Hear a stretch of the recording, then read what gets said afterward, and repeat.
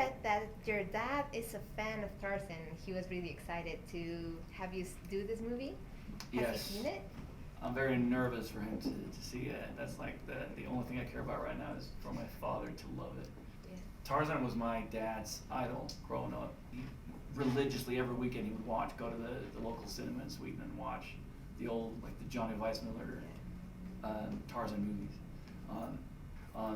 So that's how I fell in love with the character in the world. And how did you first approach the character? Do you remember the first time you saw anything about Tarzan? I kind of, when I do a project, I really immerse myself in true history, and there was all kinds of things that happened with the mythology of the Tarzan character that Burroughs had created, and elements of things that had happened in real history, and it was an idea about fusing those two things together.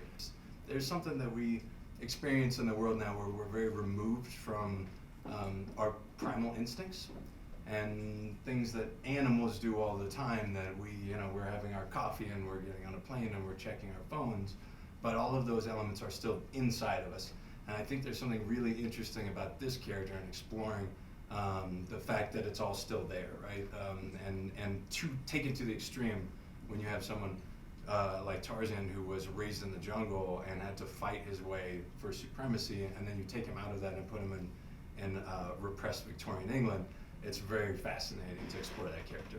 But this story is actually really different. It goes like backwards in a sense. Yeah.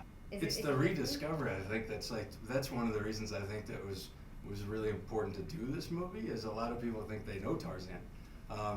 But this version of it has never been done before, where you're deconstructing the character, and each time a piece of that clothing comes off, it gets kind of more exciting and makes you want to stand up because you know Tarzan is coming. Right. Now, were you happy to be wearing pants instead of the loincloth?